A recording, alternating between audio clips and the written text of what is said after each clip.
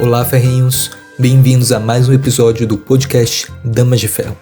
E, como combinado, hoje o podcast vai ser sobre a primeira parte da leitura que estamos fazendo, que é sobre a obra da Hannah Arendt, Origem do Totalitarismo. Mais especificamente vamos ficar falando sobre o antissemitismo. Na verdade, nós já estamos falando desse tema há um tempo. Conversamos sobre o prefácio, o início do livro, para quem se lembra, além dos episódios sobre o caso de Dreyfus, que é francês. Mas hoje nós vamos dar uma passada geral sobre a primeira parte, o antissemitismo segundo Hannah Arendt, os judeus e a sociedade, o Estado-nação, o nascimento do antissemitismo na Europa e no mundo. Então é muita coisa. Então já compartilhe esse episódio com aquele seu amigo que tem interesse na Hannah Arendt ou só gosta de conhecer mais sobre o tema do antissemitismo. Então é isso. Muito obrigado a todos e fiquem com a gente. Até mais.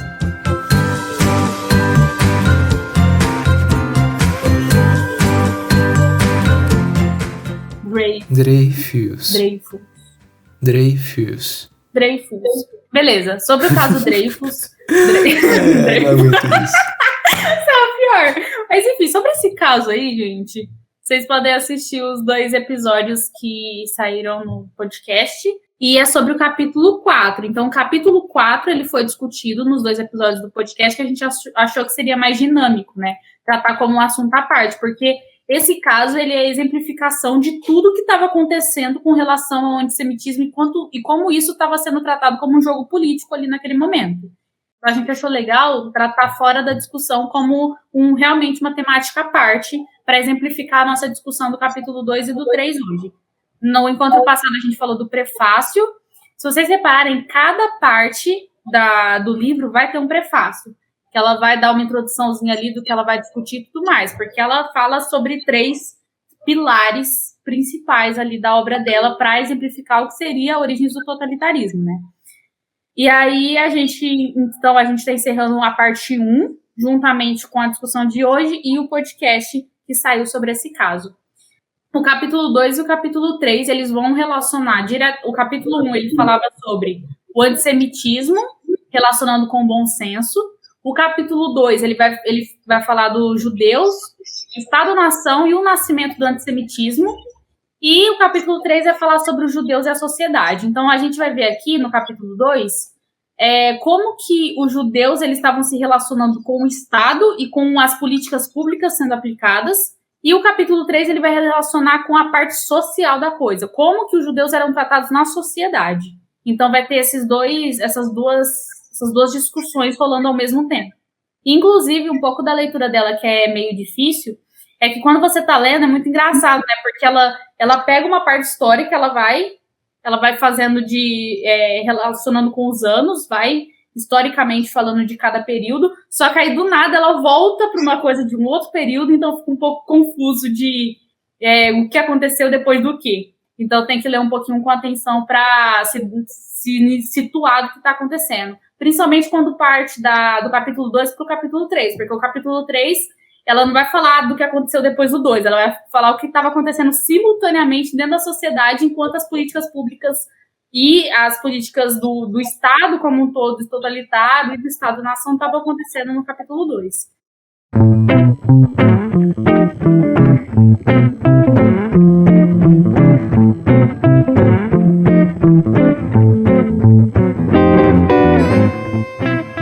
Vocês estão nos recados imperdíveis do Damas e venho avisar que se você ainda não está seguindo Damas de Ferro em todas as plataformas, você está perdendo.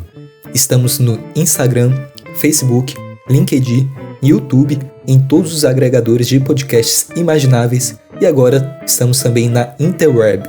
Então nós temos o nosso site que é www.damasdeferro.com.br, onde temos nosso blog e demais informações sobre o projeto. Então, dá uma passadinha por lá para aproveitar todo o nosso conteúdo. Também temos reuniões mensais sobre autoras defensoras da liberdade, então se você quiser participar, entre em nosso site e se junte ao nosso clube de leitura coletiva. Ademais, bom podcast e até mais!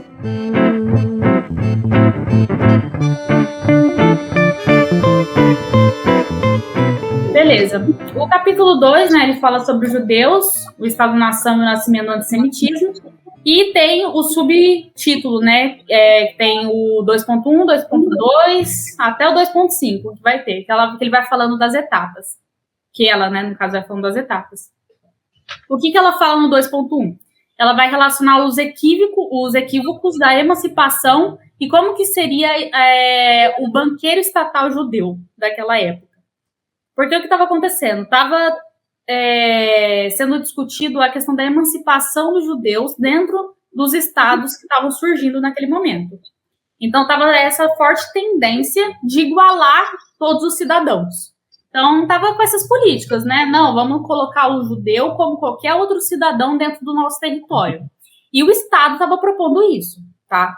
Então, eles queriam incorporar o indivíduo numa classe por parte da sociedade. Então, o judeu ele seria mais como qualquer outro cidadão dentro de uma classe específica ali. Então, seria a mais pura, digamos, assimilação dos judeus. Só que a gente sabe que você colocando isso meio que de uma noite para o dia, olha, eu vou assimilar aqui os judeus e pronto, não é uma coisa assim, né, que a pessoa, ela foi trabalhando isso dentro da população, não foi uma coisa natural, foi uma coisa meio que imposta. Então, isso mostrou uma intervenção do governo e um tipo de cooperação voluntária que estava acontecendo, lógico, com interesse público, como a gente bem sabe.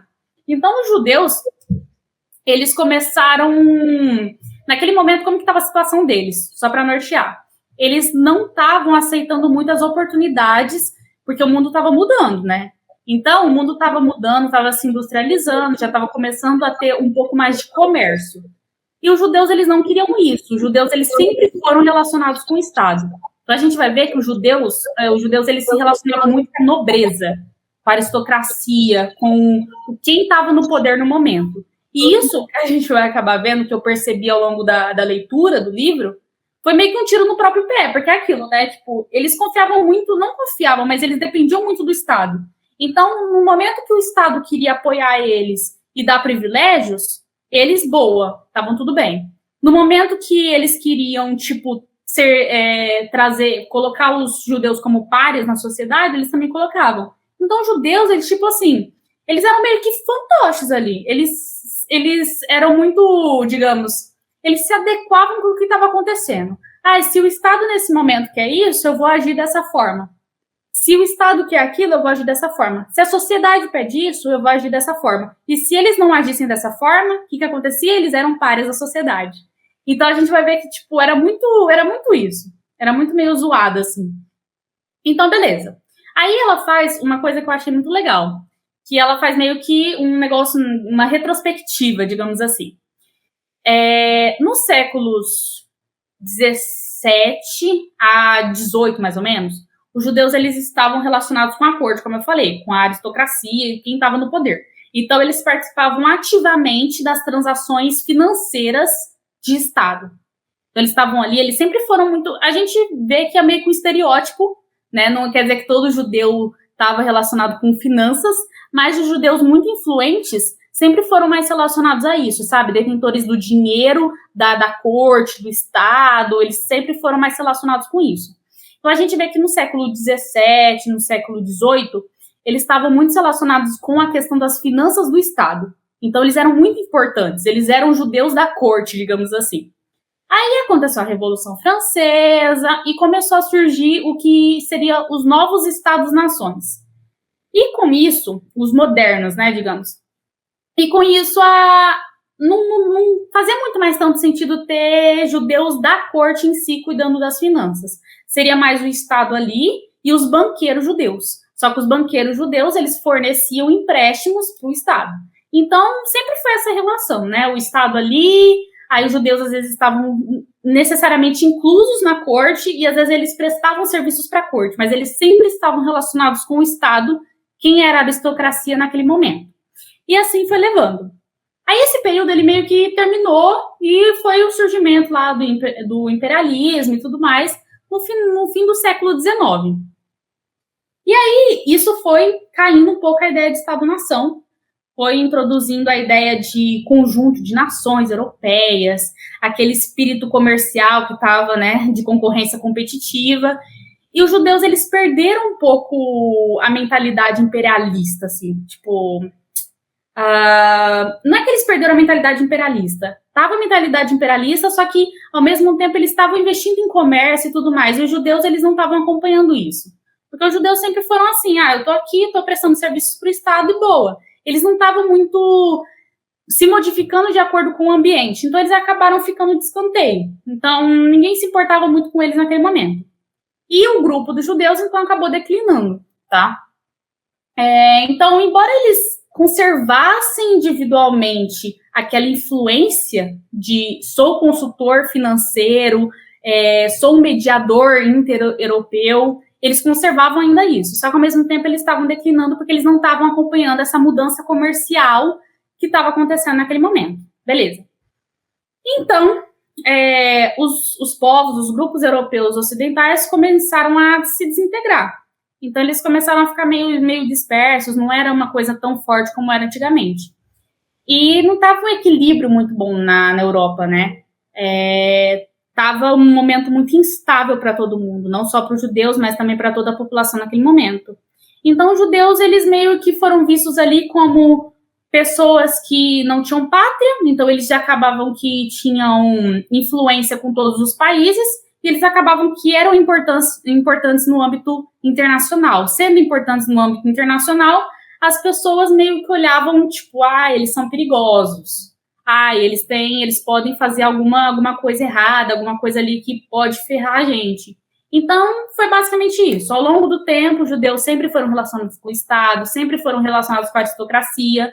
Inclusive, é muito interessante, porque retrata um pouco como que os burgueses, que ela chama até de, tipo, liberais da época, não se davam bem também com os judeus. Porque você vê, os burgueses, os liberais da época, eram contra a aristocracia, eram contra aquele poder estatal forte e tudo mais, queria derrubar isso.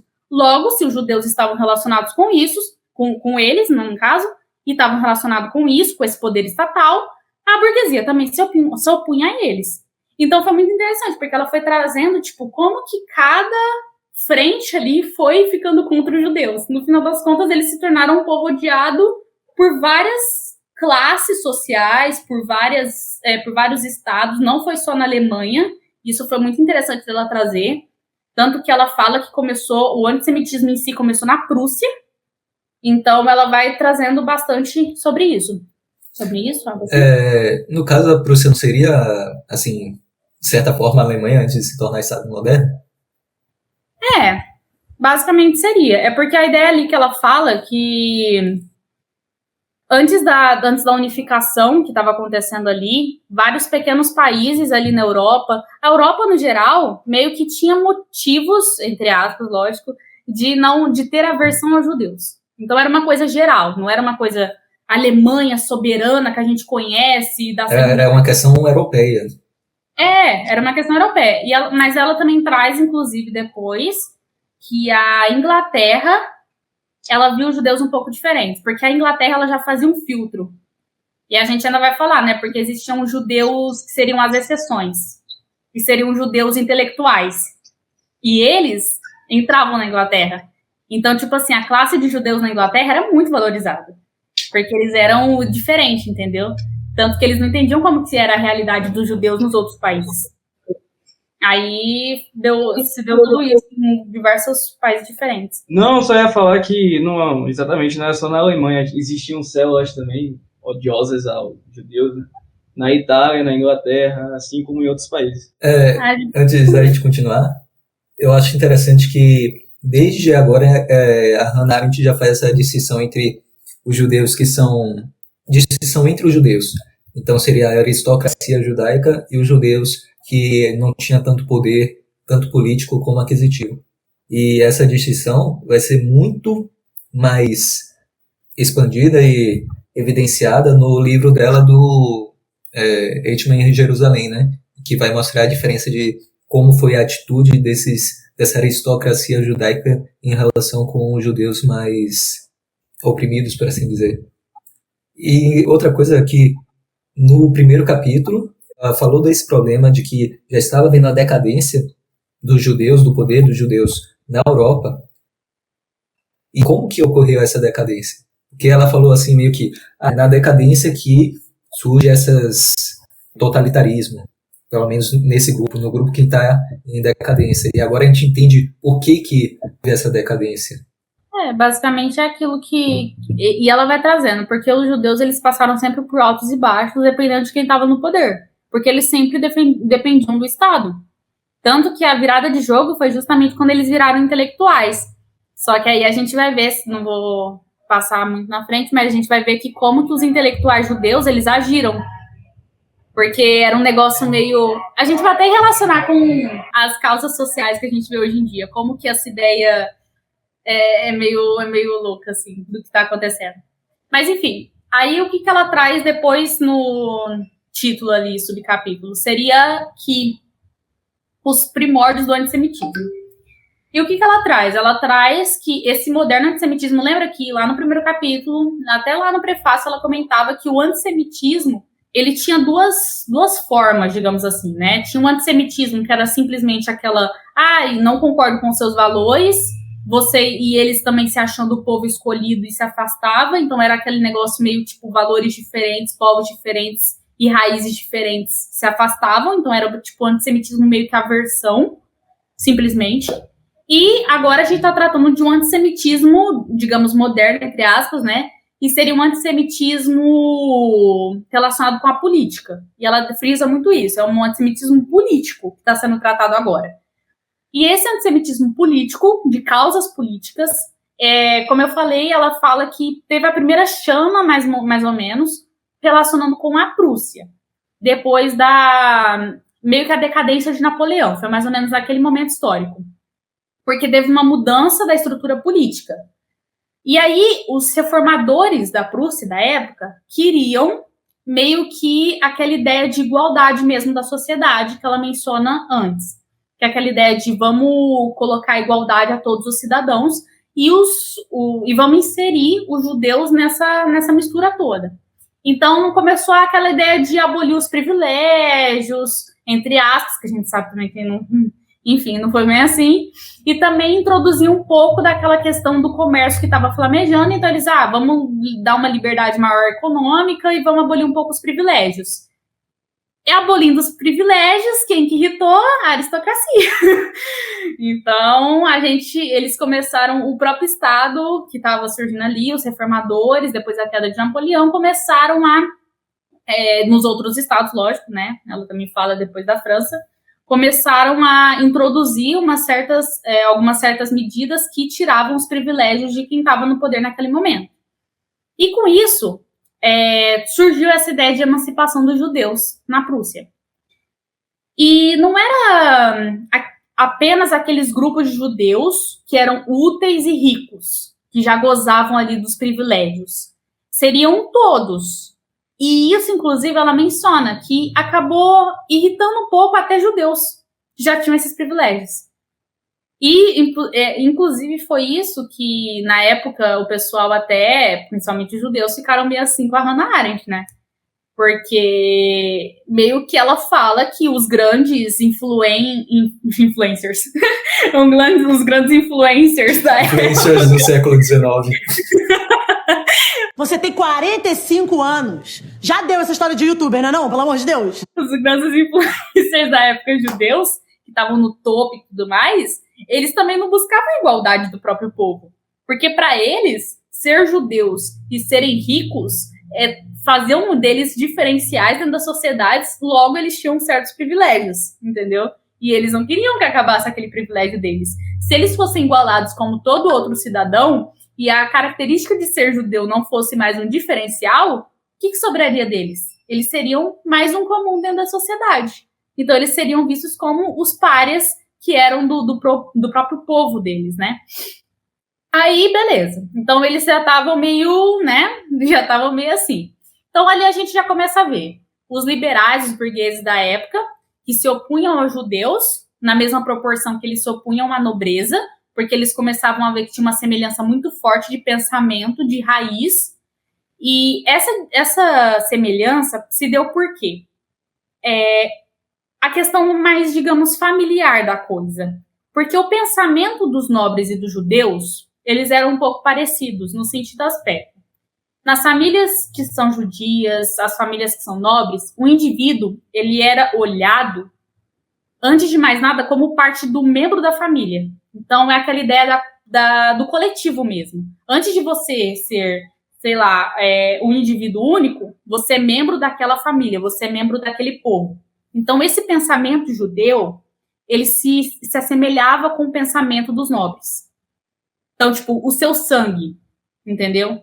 Então, se assemelhando a esse pensamento de, tipo, o seu nascimento determina quem você vai ser, o seu nascimento determina o seu sangue, todos esses negócios que estavam envolvendo aquilo, isso não agradava muito os burgueses.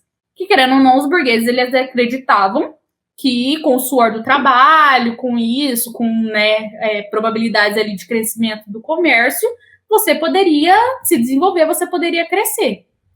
Então, meio que eles eram contra os judeus, na mesma proporção que eles eram contra os nobres, porque eles viam semelhança nesse quesito. E realmente havia essa semelhança de pensamento. Essa ideia de da onde você veio, entendeu? Determina quem você vai ser. Beleza. Então, vendo essa semelhança, né? A gente já via que os liberais / burgueses da época, eles se opunham aos judeus. Os judeus mais influentes também se opunham a essa política de igualdade, como eu falei, porque eles também não queriam perder os privilégios. Então, eles não estavam curtindo aquilo de tirar os privilégios. E a aristocracia também não estava gostando. Por que a aristocracia não estava gostando? E também estava se opondo aos judeus? Porque os judeus, eles, os mais influentes, eu digo, principalmente aqueles banqueiros que financiavam o governo, eles não estavam, tipo, preocupados com quem muito estava no poder no final das contas. Eles financiavam e pronto. Então, ao longo da história, você vê que eles apoiavam o Estado, eles estavam ali meio que relacionados a eles. Então, meio que, tipo assim, tinha alguns judeus que estavam ali meio que financiando ainda. Então, a aristocracia que tinha perdido o posto com essa reforma política que estava acontecendo, também estava com ódio dos judeus, que restavam alguns que não tinham perdido o posto. Então, a aristocracia ficou contra os judeus porque achou que tinha judeu que estava sendo privilegiado. Os judeus que tinham perdido também os seus cargos, os seus privilégios, estavam com raiva também por causa dessa ideia de igualdade de todos os cidadãos. E os liberais burgueses estavam com raiva dos judeus por causa da semelhança dos judeus com a aristocracia, com a nobreza da época. Então, meio que você vê que todo mundo ali estava meio assim com os judeus, já naquele começo. Então, não tem muito, tipo, que a gente vê que as pessoas, elas tentam simplificar e falam que uma única pessoa, um único povo odiou os judeus e pronto. Não foi bem isso que aconteceu, entendeu? Foi inúmeras consequências históricas, inúmeros acontecimentos e inúmeros momentos que levaram a isso. E, inclusive, você vê que os próprios judeus, tinham judeus que se opunham ao próprio povo também. Acontecia isso. Então, a partir do momento que o Estado-nação ele resolveu adotar essa igualdade de emancipação, aconteceu tudo isso de alguns povos se oporem aos judeus e tudo mais. Então, começou a ter algumas discriminações na época, né? Então, ao mesmo tempo que o Estado estava dando igualdade, aí você já via algumas coisas tipo, universidade fechar para judeu, excluía do funcionalismo público. Aí você já comecei a ver uma certa exclusão do que estava acontecendo. Mas, ao mesmo tempo, tinha essa questão da igualdade cívica ali no momento. Então, os judeus, eles tinham pouca ou nenhuma importância nas lutas as lutas sociais da época. Só que, ao mesmo tempo, eles estavam sendo afetados do que acontecia. Na Alemanha começou de um modo até meio que inesperado. Novamente, a nobreza surgindo ali, né? Que ela colocava oposição ao Estado, então ela foi de novo provocada com a transformação da monarquia prussiana. Então, quando teve aquela mudança do Estado-nação, meio que atingiu eles, que logo atingiu os judeus.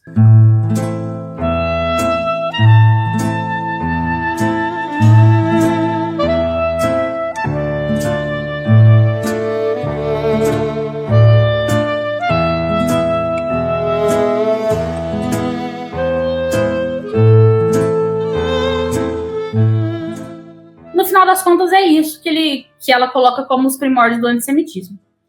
Depois do que ela fala dos equívocos da emancipação e o banqueiro estatal judeu. Então, no primeiro, ela fala dessa emancipação e como que os judeus estavam relacionados com a questão de finanças e com relação ao Estado. No segundo, ela traz como foi os primórdios do antissemitismo, como que isso já estava com as políticas públicas relacionadas. E o 2.3 que ela traz. Os primeiros partidos antissemitas. Como que se deu os primeiros partidos antissemitas? Foi até de modo quase que simultâneo, porque na Alemanha, na Áustria e na França começaram a surgir num espaçamento de 20 anos no século XX. Não, século XIX, perdão. Deixa eu ver se eu entendi corretamente. Então, quer dizer que os primórdios do antissemitismo, ele, de certa forma, teve origem na Revolução Francesa, quando houve essa cultura de mundo pré e pós-revolução, essa queda da aristocracia e a ascensão da burguesia? Mais ou menos. Aquela é como ela traz. Dependendo de quem entrava no poder, queria reformar o que estava antigamente. E já que na Revolução Francesa eles quiseram reformar tudo, foi uma grande mudança, meio que foi o que pegou meio que todo mundo despreparado e foi o que muita gente ali naquele momento começou a se opor ao Estado. E se opondo ao Estado, meio que isso atingiu os judeus e também com as medidas públicas que estavam sendo adotadas. Então, assim, eu acredito que ela quis dizer no sentido de que, já que na Revolução Francesa trouxe uma mudança radical, isso que foi um negócio que mudou totalmente ali. Não que eles também não tivessem sido discriminados ou que não tivessem tido alguma mudança antes, porque ela também traz essa trajetória histórica e vê que teve altos e baixos antes da Revolução Francesa. Mas é uma questão política. Agora é uma questão política, né? Só discordo de uma coisa que você falou. O termo reformar. Isso aí eu não... A Revolução Francesa não quis reformar nada, né?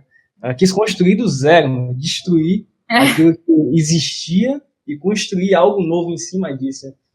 E isso é o que é a revolução, né? O que é ser revolucionário, o que é fazer revolução. Aqui ela não deixa muito claro, ela só fala mesmo como que isso de alguma forma impactou os judeus, né? Que essa ideia de igualdade que eles estavam pregando meio que fudeu com os judeus no final das contas, porque várias classes, entre aspas, se opunham ao Estado ali, e meio que os judeus eles foram atingidos também com a corte que estava acontecendo de privilégios e as medidas públicas que estavam mudando mesmo. Mas eu não sei como que ela se coloca em relação diretamente à Revolução Francesa. Aí beleza, aí no 2.3 ela traz sobre os primeiros partidos antissemitas, e aí ela fala que meio que aconteceu de modo simultâneo na Alemanha, na Áustria e na França. E isso se deu mais ou menos naqueles últimos 20 anos, mais ou menos, que estava acontecendo lá do século XIX. E o que ela fala? Que naquela época estava acontecendo um auê sobre escândalo político, financeiro, falcatrua, fraude, um monte de coisa. Então, tipo assim, tava saindo um monte de escândalo sobre isso. E os judeus, eles participavam desses escândalos. E aí a população ficou puta. Porque, querendo ou não, é aquilo. Os judeus, eles estavam relacionados com o Estado. Então, se saía que teve fraude, que teve alguma coisa, que teve algum escândalo político envolvendo o Estado, meio que os judeus, eles estavam no meio do negócio tudo. Então, beleza. Então, os partidos antissemitas, eles pregavam o quê naquela época, né? Eles pretendiam tomar o poder absoluto, mas não só isso. Basicamente assim, eles achavam que os judeus eles estavam com o poder absoluto e eles tinham que tirar o poder absoluto dos judeus e pegar para eles. Era isso, basicamente. Interessante. Isso que os antissemitas brigavam, eles pregavam. Interessante que, pelo menos na parte do caso do Dreyfus, Hannah Arendt fala que eles estavam ligados ao Estado, mas não necessariamente eles estavam ligados à parte do executivo. Eles não mexiam muito com a política, eles estavam mais ligados a, por exemplo, contratos com o Estado, de fornecer toda a logística, ajuda, etc. Mas eles não tinham esse interesse em governar, necessariamente. Exatamente, mostra, a gente vê a questão histórica, eles sempre estavam fornecendo coisas ao Estado e tendo relações com o Estado, mas eles nunca estavam diretamente, tipo, eu estou aqui representando o Estado, algo assim. Eles nunca eram representando o Estado. Só que aquilo, por eles estarem relacionados sempre com a aristocracia e com o Estado, fornecendo coisas, eles acabavam tá ali, entendeu? Então, tipo, odiava o Estado, odiava eles logo, né? Então, eles almejavam isso, essa ideia de, tipo, os judeus estão com poder absoluto hoje e nós, do partido antissemita, temos que pegar esse poder pra gente. Beleza. E também meio que eliminar os que estão nos postos de comando. Então, por isso essa ideia de eliminação de quem tá no poder. Eles tinham isso na cabeça. E eles também tinham uma coisa específica que eles queriam a ideia de governo intereuropeu. Então, acima de todas as nações. Então, eles pegariam o poder para eles e estariam acima de todas as nações e meio que expandiriam o território deles ali entre essas nações europeias. Era esse o grande objetivo. E, lógico, um partido meio que acabava se diferenciando um pouco do outro, como a gente acaba vendo, né, também, até hoje em dia. E na Alemanha, os partidos antissemitas, eles tiveram alguns sucessos ali iniciais, só que eles logo meio que eles acabaram um pouco a força, tipo, eles eram extremos, entende? Então, tipo, durante a época que a população estava revoltada com os escândalos, estava muito louca assim com relação a isso, se opondo fortemente ao Estado, eles fizeram fama. Depois de um tempo, a população meio que acalmou e eles perderam força, que é o que acontece em épocas de crise, meio que ganha as partes mais extremas e depois dá uma calmaria ali para o pessoal ficar mais na deles. Foi o que aconteceu, justamente. Só que, assim, as pessoas elas tinham na cabeça que aquilo não ia voltar. Entendeu? E foi meio que... Eles não achavam que depois da Primeira Guerra essa ideia ia voltar com força. Muita gente não acreditava nisso. Tipo, e achou que eles já tinham desencanado, que já tinha acabado e que não ia voltar. Isso foi a grande virada de jogo, né? Que, na verdade, depois da Primeira Guerra voltou ainda com mais força.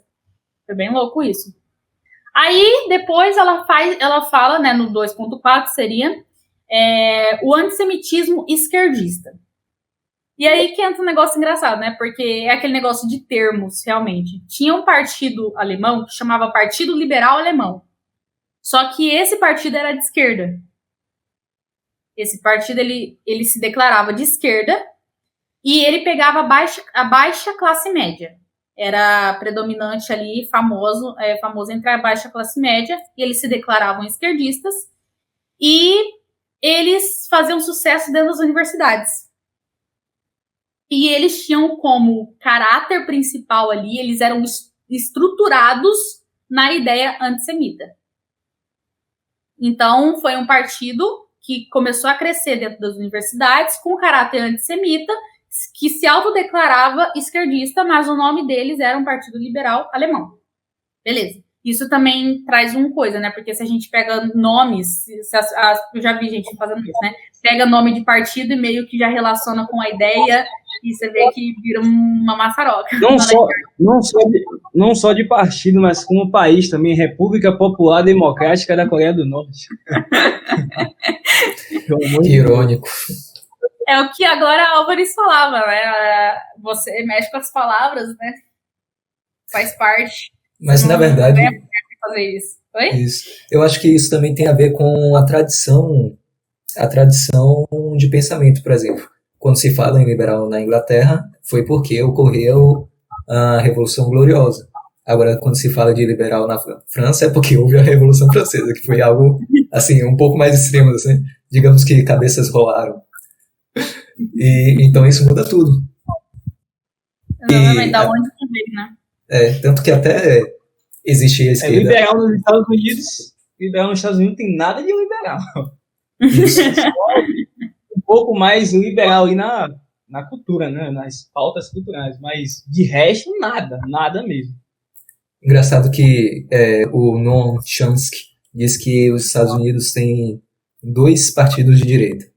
Um que é pior e outro que é menos pior. Depois de Marx, tudo muda, né? E aí, é engraçado, mas aí isso não veio para os Estados Unidos. Para os Estados Unidos, os liberals continuaram de esquerda. Pois é, e como a gente estava falando da linguagem, como a linguagem é manipulada em cima da realidade, né? Esse daí é um dos especialistas nisso aí, em linguagem, manipular a linguagem, né?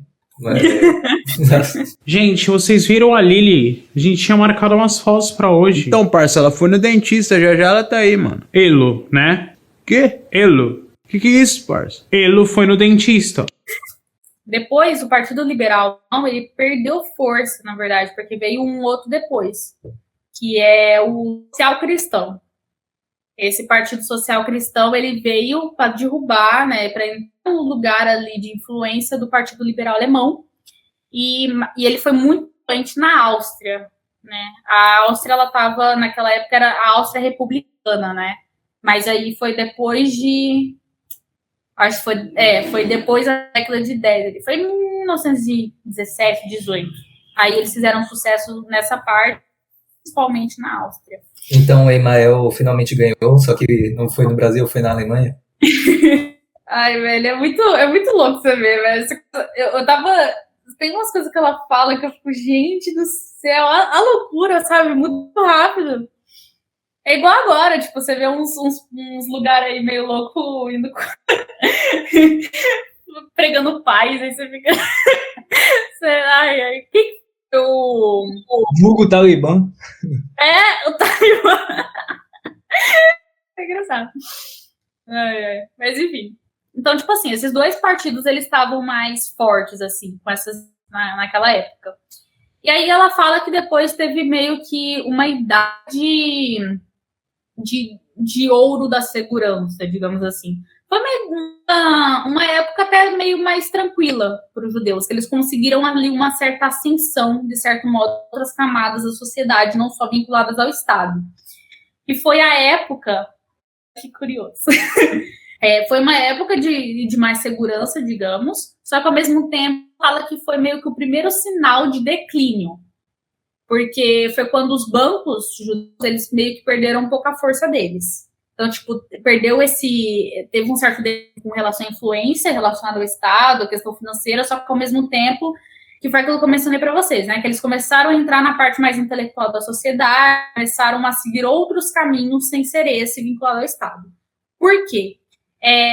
Basicamente, que eles mencionam, né? Os filhos dos banqueiros. Basicamente, os filhos dos banqueiros, os filhos dos negociantes prósperos, digamos assim, dos judeus, esses filhos deles começaram mais intelectual, então eles começaram a seguir para profissões, aí eu acho, né, a questão do termo que ela também usa, né, digamos, as profissões mais liberais. Aí, então eles começaram a sair mais da parte vinculada ao Estado e começaram a entrar mais na parte intelectual, começaram a prestar outros tipos de serviços dentro da sociedade, logo eles começaram a entrar em outras camadas sociais. O que acontecia? Eles estavam querendo, eles almejavam ali ter acesso a essa sociedade. Não foi uma coisa meio que foi natural, mas ao mesmo tempo, tipo, eles tinham como objetivo isso. Então, o judeu ali que estava sendo intelectual, estava também como objetivo ser influente dentro da sociedade.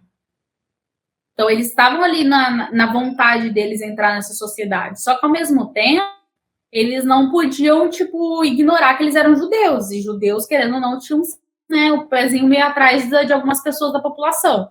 Então, eles estavam meio que nisso, tendo espaço ali dentro.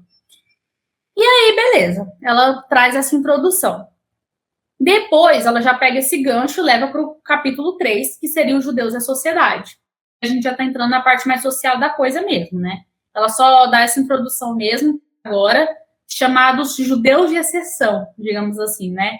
São judeus que estão conquistando mais coisas e estão ganhando mais influência na população em si, na sociedade ali, mais bem da grana, mais influente também.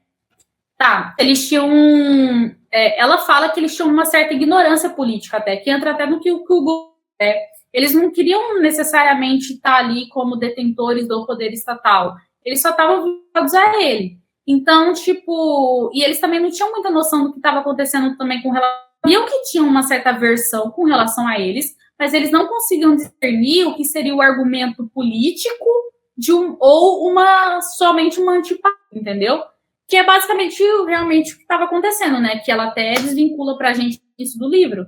Que são coisas diferentes. A simples aversão e um argumento político antissemita. Na época não estavam conseguindo diferenciar isso. Então eles não estavam percebendo o que estava acontecendo, digamos. No primeiro momento, lógico. Depois, né, começou algumas medidas e eles começaram a ver, o que está acontecendo, né? Aí depois a gente vinculando até com o vídeo que a gente... Com o vídeo não, com o filme que a gente assistiu do pianista. Que foi uma medida aqui que foi sendo colocada, depois outra, e depois acarretou uma repressão absurda. Então, beleza. Aí, vamos ver... Tá. A igualdade de condições que estava sendo aplicada ali, ela tinha ali uma Constituição como um requisito básico da justiça em si. Igualdade perante a lei, digamos assim. E, ao mesmo tempo, ela trazia certas incertezas e algumas especulações por parte da sociedade.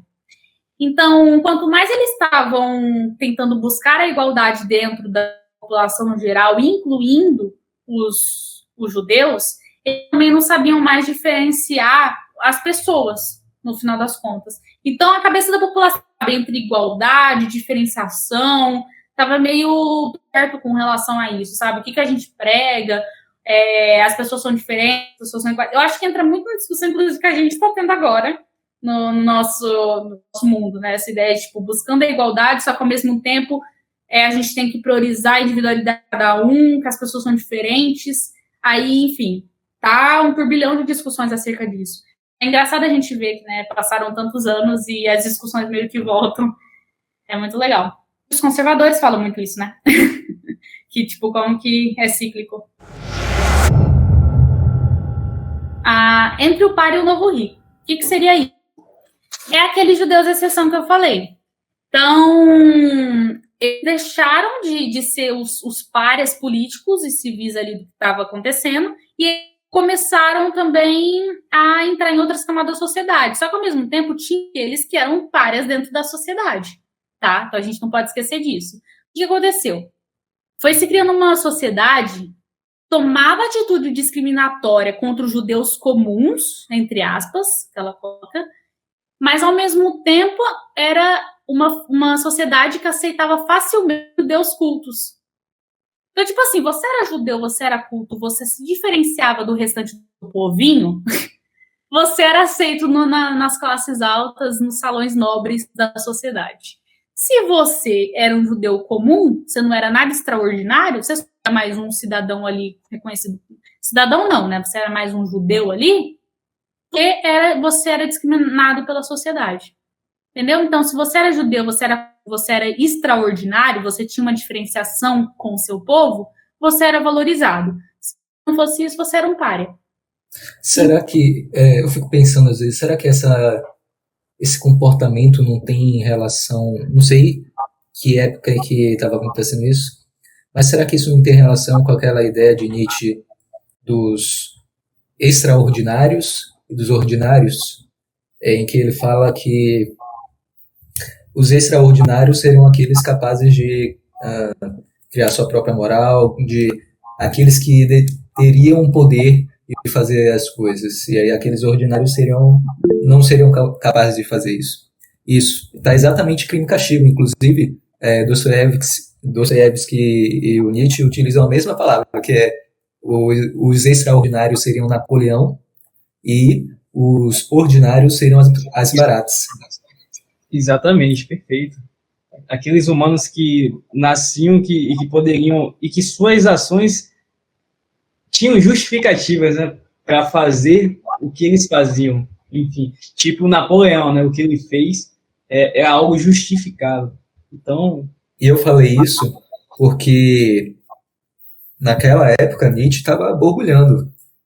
Inclusive, os nazistas, muito de suas ideias estavam baseadas em uma falsa, ou então uma interpretação errada das obras de Nietzsche. Não é à toa que era muito comum ver os soldados andando com, assim fala Zaratustra, debaixo do braço, né? Enquanto ia fazer alguma coisa na sua juventude hitlerista. Então, não sei se isso tem relação com o antissemitismo, essa ideia. Olha, eu não conheço muita obra de Nietzsche, mas me lembrou também Crime e Castigo quando eu estava lendo isso. Porque realmente, na obra, essa ideia de você, enquanto uma pessoa extraordinária, enquanto uma pessoa ali diferenciada, você está acima das regras, é muito o que estava acontecendo. Porque, justamente, você era judeu, a gente está no século XIX, você é judeu, você tinha 2 caminhos para seguir ali. Ou você seguiu o que ela chama de arrivismo, né, que é você crescer a qualquer custo e triunfar e ser extraordinário, ou você seguiu o caminho para permanecer pária. Você era um judeu que escolheu ser pária, você tinha aquele meio que arrependimento de não ter se tornado arrivista, né, e ter triunfado dentro da sociedade. E se você, arrivista, você triunfava na sociedade, você era extraordinário, então você participação dentro dos privilégios das outras pessoas que estavam da sociedade em questão de moral, só que ao mesmo tempo era extremamente super privilegiado, porque se você era judeu e extraordinário dentro da sociedade, meio que ser judeu é coisa boa, era uma coisa bem vista. Então isso te tornava até mais do que, tipo assim, um jovem culto judeu era mais super privilegiado do que um jovem culto. Entendeu? Só que ao mesmo tempo, se você era simplesmente um judeu comum, você era menos do que um jovem comum. E isso é muito louco, porque justamente é muito louco você pensar isso, porque eles até falam, ela até menciona, né? Tipo, um judeu culto, ele era bem mais aceito nos salões nobres da sociedade do que um jovem culto normal, que era mais um cidadão ali dentro. Então, isso era muito, muito louco, assim, porque realmente, tanto usa como exemplo um cara que era o símbolo do judeu exceção daquela época, que era o Benjamin Disraeli. E ele era um cara que aí depois a gente já vai entrar no subtítulo que ela fala só dele, inclusive, porque ele era o estereótipo, digamos, do que era a exceção naquela época. Inclusive, ele entra naquilo que eu mencionei, né? Ele era inglês. Então, ele não tinha muito acontecendo com os outros judeus nos outros países. Mas eu acho interessante porque os intelectuais judeus são realmente extraordinários, talvez não no modo à la Nietzsche, mas eles são muito bons. Não é à toa que temos grandes como Hannah Arendt, Isaiah Berlin, diversos que tiveram grande preeminência. Então, de certa forma, eles tinham muito conteúdo, eles eram muito bons, os intelectuais judeus. Sim, era como eles eram vistos na sociedade. Então, tipo assim, você tinha 2 pensamentos na época. Ou você olhava para alguns judeus e falava, pô, esse cara aqui, ele tá fazendo parte de uma sociedade secreta e destruindo tudo aquilo que eu acredito e tudo aquilo que eu prego. Ou você acreditava que o judeu, ele era um canário que fazia coisas incríveis e que, nossa, caramba, como é um povo legal, entendeu? Então, tipo, tinha esses 2 tipos de pensamento. E poderia acontecer, sim, acontecer da mesma pessoa discriminar judeus comuns e, ao mesmo tempo, exaltar um judeu que se destacava dentro da sociedade como sendo esse extraordinário. Sabe o que isso me lembrou? Aquela última cena do filme do Pianista, em que estava um soldado de alta patente alemão e ele encontrou o pianista se escondendo da guerra, né? E aí ele perguntou, o que é que você faz? Ele disse, eu sou um pianista. Ele disse, pianista? Interessante. E aí ele mostrou um piano e ele começou a tocar e o soldado ficou emocionado, então talvez ele tenha pensado que ele, de certa forma, era extraordinário, não sei. Cara, é por isso que eu realmente, tipo, principalmente nesse 3º capítulo, casou muito com o filme que a gente trouxe, real, assim, porque é descrito, né, e realmente é baseado em fatos reais, ele, de fato, o judeu é exceção dentro da sociedade, né, ele era um cara que era considerado extraordinário, pianista famoso ali, aclamado, e aí que era um diferencial da sociedade, ele era exaltado antes de começar a perseguição. Um cara que se diferenciava. Só que aí foi acontecendo aquilo, né? Ele começou a ser tratado, os outros judeus comuns ali começaram a ser tratados também. Tipo, a posição que ele estava não interferia mais, porque todos começaram a ser perseguidos. É aquela virada de jogo. Beleza. Aí ela pega esse Benjamin Disraeli como o cara que exemplificava mais bem isso, né? Ela chama o subcapítulo de O Poderoso Mágico. E ela fala que o interesse de vida do cara era ser Lorde. Ele já nasceu pra... Qual o nome do cara do BBB que o sonho dele é ser famoso? Ai, não acompanho. É o cara, praticamente. Beleza, aí ele escolheu esse caminho do arrivismo, né? Tipo, ser extraordinário a qualquer custo e tudo mais. E aí ele foi meio que ficando e crescendo ali dentro da sociedade dentro da Inglaterra. Só que acontece, ele tinha origem judia, só que ele não sabia muito sobre o que era judaísmo em si, sabe? Principalmente a questão mais religiosa da coisa. Ele não tinha ligação nenhuma com isso. Que tinha sua origem judia, só que ele não estava muito relacionado com os próprios judeus. Ele era mais inglês do que judeu, no final das contas, em questão de cultura mesmo, comportamento, de tudo. Só que, ao mesmo tempo, ele percebeu que, na sociedade inglesa da época, se você estava, tipo, sendo culto, se você estava se desenvolvendo e tinha a característica ali de ser judeu, isso te deixava mais bem, que é o que a gente está falando. Então, você já é culto. Você ainda é judeu, isso te dá uma super valorizada. Não é a mesma coisa de você ser um cidadão e você falar ali que é judeu. Isso te deixa inferior. Ele percebeu que, então, ele falar que ele era judeu era uma coisa que deixava ele bem na fita. E o que ele começou a fazer? Ele começou a exaltar isso. Ele começou a realmente afirmar, não, eu sou judeu, sabe? Qualquer oportunidade ele falava que ele era judeu, ele pregava isso, ele buscava isso, e ele começou a aderir a certos comportamentos que, de acordo com ele, eram características de judeu. Então ela até brinca que, tipo, ele era um charlatão, porque ele começou a, tipo, deixar o cabelo de um jeito que para ele identificava como judeu, ele começou a vestir roupas que para ele era ser judeu, ele começou Virou rabino só pra ter atenção. Estudou 50 mil páginas só pra dizer que é judeu. Exatamente, ele começou a, tipo, assim, na cabeça dele era a exemplificação de ser judeu. E ele era um charlatão, sabe? Ele nem sabia o que era judaísmo, ele nem sabia o que era de fato ser judeu, ele nem conhecia a realidade dos judeus. Então, tipo, ele só estava ali se colocando como... Isso piorou quando ela falou que entrou como primeiro-ministro. Quando ele ficou amiguinho da rainha, dos nobres da época ingleses. Aí isso piorou ainda mais, porque aí ele começou a se colocar como porta-voz dos judeus. Entendeu? Tipo, ele foi levando para um outro patamar. E aí, a ter esses certos comportamentos e utilizar a ideia de ser judeu como uma coisa que fosse ele bem na fita, e ele foi usando isso durante muito tempo. E meio que deu certo para ele. Só que aí, a questão aqui que ela traz é que começou a surgir um certo chauvinismo judeu, que é uma coisa que estava em pauta, basicamente. E aí, isso aqui eu vou pegar certinho para ler, porque ela traz uma citação de Chesterton. Ela traz essa citação dele.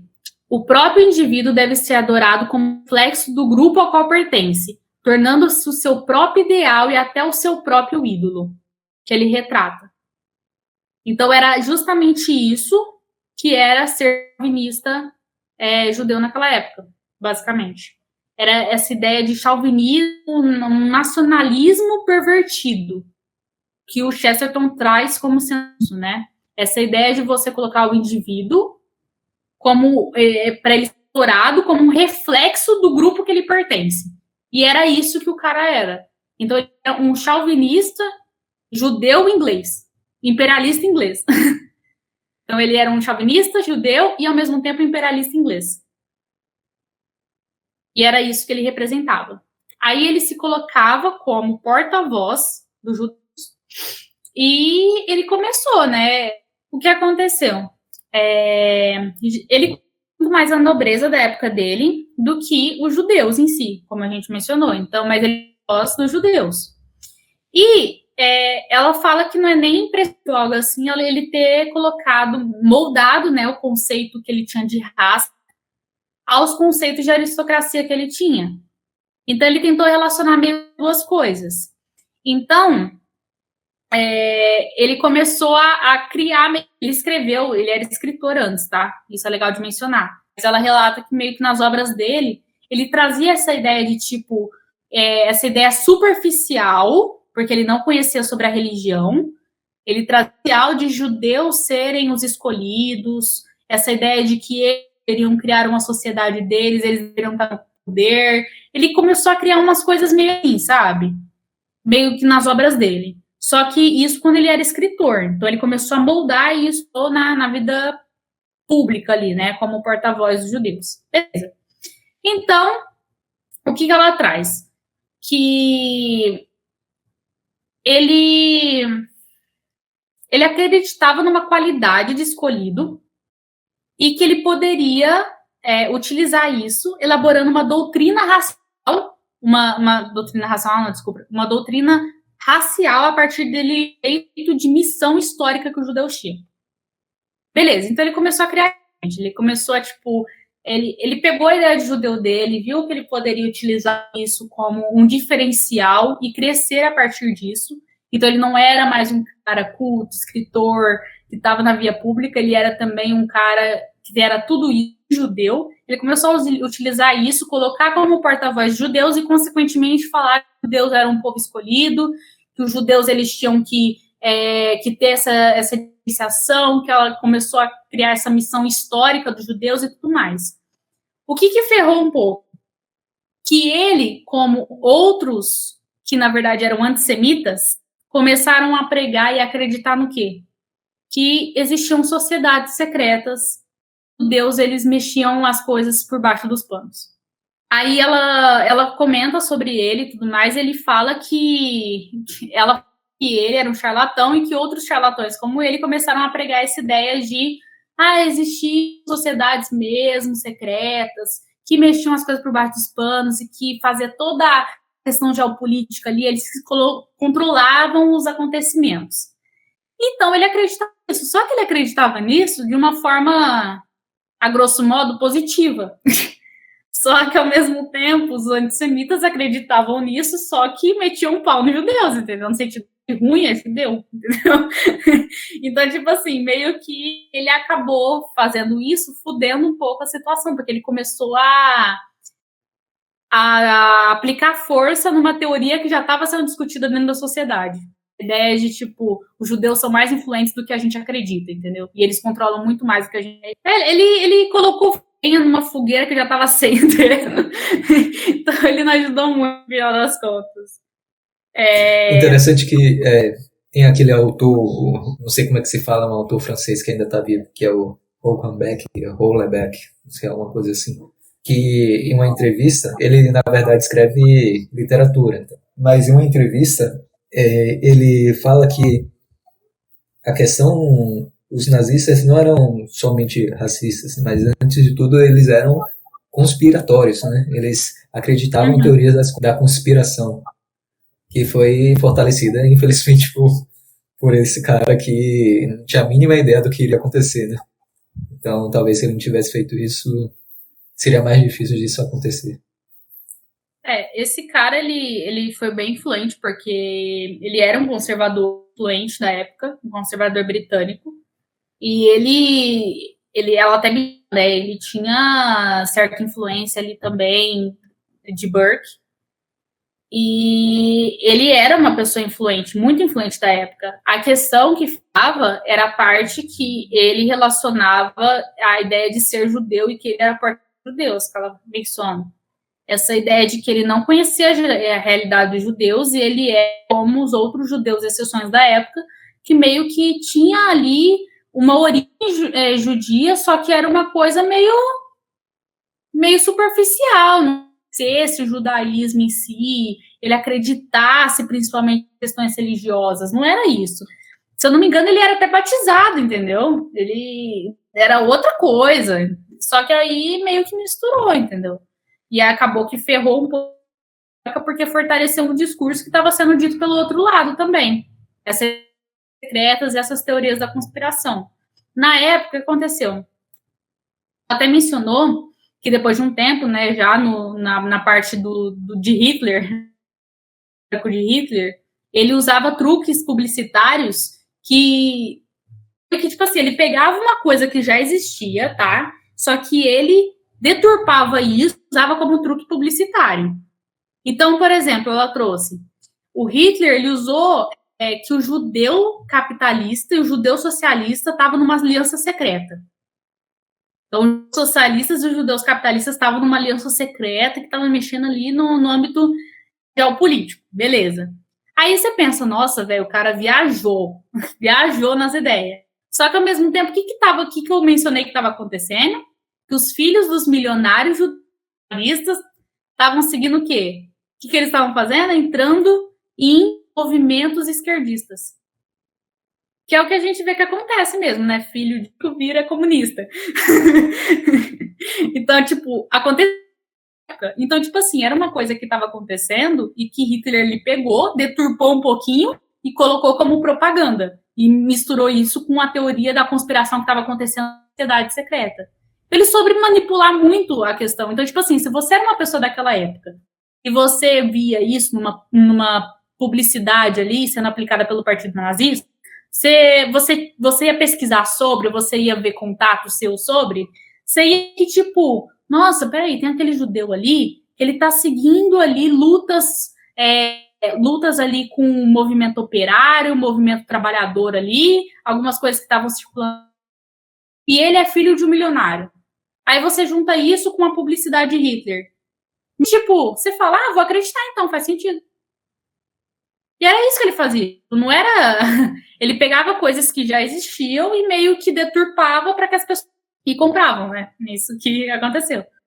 Não queria atrapalhar não, mas esse jurista aí, o Carl Schmitt, ele é essencial para a gente entender como eram as políticas do nazismo, né? A política jurídica e social do meu amigo e inimigo, que tinham que viver na mesma sociedade para poder fazer algum tipo de sentido, enfim. Só foi mesmo uma indicação para a gente entender melhor sobre como foi a política mesmo do nazismo, entendeu? E o quão importante foi esse jurista aí para a gente entender a estratégia alemã mesmo. Enfim, ele é bem conhecido, Carl Schmitt. Ele bateu de frente com Hans Kelsen, que a gente conhece quem era, um dos criadores do positivismo jurídico. É meio interessante. Seria interessante a gente dar uma olhada depois, enfim. Esse cara não era parte do coisa nazista, o Schmidt? Sim. Então ele conhecia bem. Então ele conhecia bem a estratégia. Da publicidade. Ela traz sobre isso desse que seria o maior exemplo. E depois ela fala como que era visto a questão do judeu na sociedade com relação àquilo que eu mencionei, de tipo, o judeu era culto e ele era super privilegiado por causa disso. Ela traz um negócio do título, né, que seria Entre o Vício e o Crime. Que seria isso? Era a questão de, tipo, judeu, pelo que eu entendi, o judeu, ele era, tipo assim, as características de ser judeu, o comportamento de ser judeu, ele é um vício. E ela coloca até meio que entre aspas, né? Seria meio que um tipo de vício ali. Inclusive, ela traz também a questão dos homossexuais da época, que também seriam vistos ali como um vício. Seriam pessoas ali com certas características, com certos comportamentos, beleza. Só que, em certo momento, esse vício, entre aspas, sempre entre aspas, que ela menciona, esse vício, ele foi tratado como um crime. Entendeu? Foi essa virada de jogo. Por quê? O antissemitismo, lá pelo século XIX, ele alcançou principalmente, ela até menciona, né, o caso que aconteceu e tal, com a França, alcançou um certo clímax. E ele também meio que decaiu um pouco. Ele foi limitado por questão até nacional e por questão até do íntimo das pessoas. Só que depois ganha força de novo, é toda essa questão que a gente sabe. E aconteceu na sociedade. Ela até menciona, né, que uma sociedade que ela começa a se desintegrar em grupos, ela traz uma certa exigência de conduta dos membros desses grupos. Então, a conduta, ela passa a ser controlada, ela tem exigências, e não é exigências, tipo, muito claras, exigências silenciosas. Então, querendo ou não, você sendo judeu ali, culto, idade de elite, você tinha certos comportamentos e condutas que você tinha que fazer. Só que, ao mesmo tempo, você também tinha que diferenciar essa galera, mostrando como é ser judeu. Então, você tem que pegar o equilíbrio perfeito. Olha a pressão. Você tem que pegar o equilíbrio perfeito de você seguir as condutas dessa sociedade, você ser ali uma pessoa culta, assim como uma pessoa extraordinária, e, ao mesmo tempo, você relacionar isso com características que te diferenciassem enquanto judeu dessa sociedade. Para você, desse modo, ser privilegiado. Então, era isso. E como que era, basicamente? Você era essa questão, esses padrões, essa diferenciação vista como positiva, também era vista como, que nem eu falei, um certo vício. E aí, era meio que um jogo de exibição e ocultamento que ela traz. Então, você ia lá, você agia de certo modo, dentro da sua própria casa também você tinha que agir de outro modo. Era meio que uma loucura. Ela traz um negócio assim que eu fiquei meio até chocada, que ela fala que queriam associar muito aos judeus, assim, muito. Queriam falar assim, não, vamos colocar os judeus na sociedade, misturar tudo e tudo mais. Que ela que teve uma fala do Bismarck sobre isso. Vou pegar aqui, tinha no livro para falar para vocês. Aqui, tá. Garanhões alemães iam acasalar-se com éguas judias. Bem sutil, bem legal, né? Mas, enfim, ela traz isso para mostrar como que tava, tipo, em certos momentos, como que tinha essa questão de, tipo, muito fortemente aos judeus, que já teve, sim, essa época. Então, tá vendo que foi cheia de altos e baixos, essa questão dos judeus mesmo. De associação muito, tipo, de querer se associar muito aos judeus e ter época que, tipo, tava meio afastar deles, vamos deixar eles mais no campo deles como párias. Então, tava meio que essa questão. Beleza, mas é só para exemplificar aqui. Beleza, tá. Nesse jogo de exibição, de ocultamento, que ela chama, que os judeus eles tinham certo só que ao mesmo tempo eles tinham que ter certos comportamentos para diferenciar os demais enquanto judeus. Isso também era aplicado com a questão dos homossexuais, que ela também traz. Que eles também tinham certos comportamentos que eles tinham que seguir, as condutas enquanto, né, cultos da época e extraordinários, digamos assim, só que ao mesmo tempo eles tinham que se diferenciar do restante, e tinham que assumir certas características e certos comportamentos que deixassem eles mais exóticos, e ela até usa essa palavra. Essa era a ideia da época. Então, ao mesmo tempo que a população diferencia eles, ela tratava essas pessoas como exóticas. Então, exótico você ser judeu, é tipo isso. Então, será que foi por isso? Será que foi nessa de dar luz às diferenças que veio a ideia da estrela? De colocar a estrela para diferenciar os judeus de outras pessoas? Não sei se está relacionado, mas eu acredito que sim, porque faz sentido a ideia que estava na época. Porque ela traz que a sociedade na época, principalmente a sociedade mais, né, dos salões nobres, digamos assim, era uma sociedade que buscando o diferente, o exótico, que estava... Tipo, eles tinham uns padrões, igual eu falei, altos de conduta, que você tinha que estar no patamar deles, só que ao mesmo tempo você tinha que ser um pouco diferenciado, você tinha que ter algo de exótico, algo quase que sensual, digamos, de toda essa ideia, né? Então era isso que atraía a sociedade do alto escalão da época, sabe? A que era mais influente, mais rica e tudo mais. E aí, ela traz exemplo de... Proust que fala? Porque ele era judeu e também ele era homossexual. Então, ele tinha meio que... era isso que ele tinha que seguir essas certas condutas para entrar nessa classe. Na época perdurava, só que ao mesmo tempo ele tinha que se diferenciar. E ela traz até meio que uma fala dele, Eu também vou pegar aqui para falar certinho para vocês. A punição é um direito do criminoso, do qual ele é privado se os juízes presumirem e se estiverem inclinados a perdoar o assassino nos homossexuais e a traição nos judeus, por motivos devidos à sua predestinação genética. Mas, num certo momento, essa tolerância pode desaparecer, substituída por uma decisão de liquidar não apenas os verdadeiros criminosos, mas todos os que estão parcialmente predestinados a cometer certos crimes. Ou seja, tipo assim, a sociedade via que ser judeu, ser homossexual, enfim, ser diferente ali do contexto, do padrão que eles estavam acostumados, era uma coisa exótica. Era quase que um vício, entre aspas. Então, era uma coisa que te diferenciava, era exótico, era até meio que, assim, aceito. Era o que te deixava meio que extraordinário, diferente. Só que, ao mesmo tempo, o que isso começou a acontecer?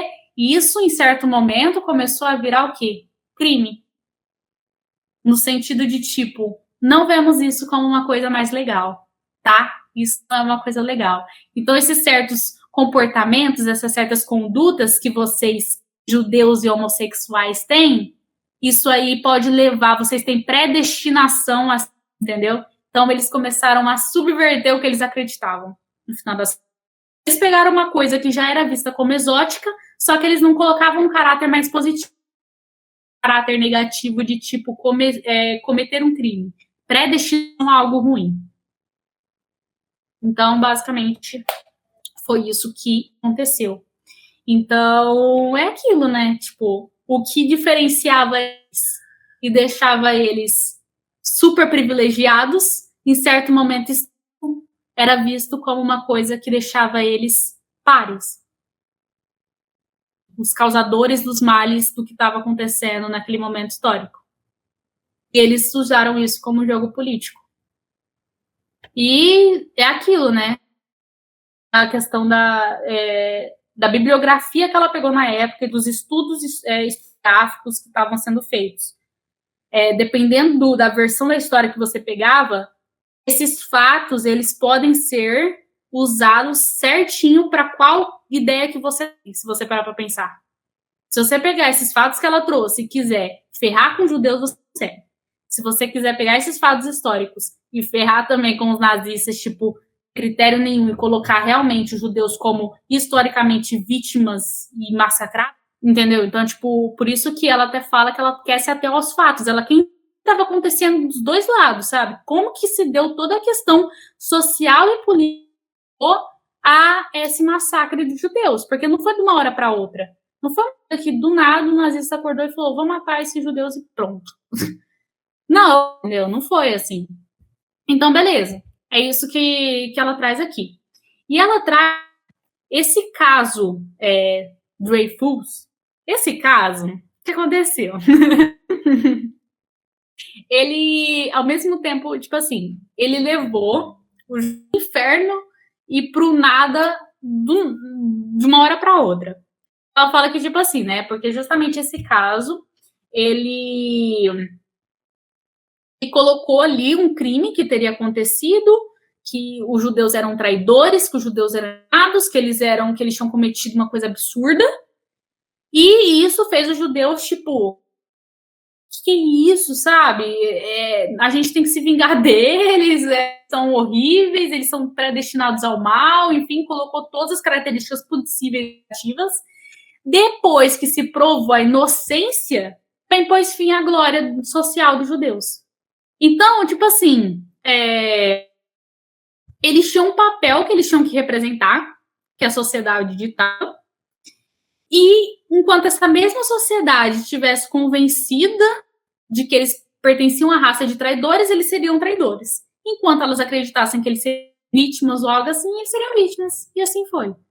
E quando eles descobriram que, na verdade, uma vítima e tudo mais, se provou a inocência dos judeus, só que aí não tinha mais o interesse. Então, os judeus, eles passaram a ser vistos como mortais comuns. E aí, o que aconteceu? Eles caíram na insignificância dos mais como extraordinários. Logo, esse vício deles, entre elas, de ser judeus, é visto como crime. E foi isso que aconteceu.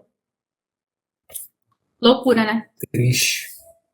Nossa, quando você começa a pensar nessa questão, a gente acabou, tá, gente? Se vocês quiserem comentar. Porque se vocês pararem para pensar historicamente, tá, os judeus ali sempre tentando ser influentes na parte da questão, só que ao mesmo tempo eles não querem ser representantes do Estado, eles são fornecedores, eles estão, é legal mencionar também, tá, os judeus eles tiveram grande influência, tanto que eles participaram de vários tratados de paz, inclusive da primeira.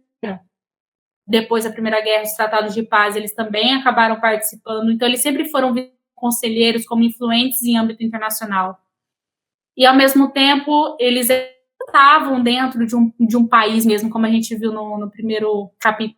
Eles nunca eram parte daquilo. Eles sempre eram ou insignificantes, ou muito relevantes, ou simplesmente nada, entendeu? Então, eles passaram altos e baixos. Teve momentos históricos que eles eram super privilegiados, alguns deles eram vistos só como normais. Essa sacada que ela colocou foi sensacional. Se você é culto, se você mostra um diferencial e você é judeu, é o extraordinário. Se você é um judeu comum, você é pior que lixo. Então, tem o meio termo. Você nunca, enquanto judeu, vai ser um cidadão detentor de direito qualquer um. É simples. Então, eles sempre eram alguma coisa para a sociedade. Ou ruim, ou nada, ou bom. E certos desses momentos, né, acabou que deu no que deu. Então, eles realmente, é muito isso, né, tipo, eles foram do céu ao inferno em questão de poucos anos, entende? E, lógico, isso acarretou por causa de momentos históricos de décadas, de séculos atrás. Por isso que ela quis estudar a mente, né, porque se você pegasse os últimos anos ali, você não vê uma justificativa daquilo ter acontecido. De séculos atrás para você entender como que se deu o caminho e tudo mais.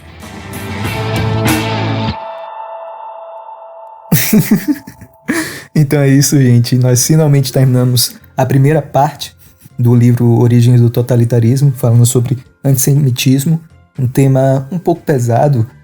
Ela colocou bastante referência histórica, mas foi muito interessante. Então, obrigado, Esther, Jorge. É isso. Logo nós vamos continuar com a segunda parte, que é imperialismo. Então, para quem está assistindo e tem interesse em conhecer mais sobre imperialismo, segundo a visão da Hannah Arendt, então venha com a gente, participe das nossas reuniões, acontecem uma vez por mês. E aí é isso. Até mais. Tchau.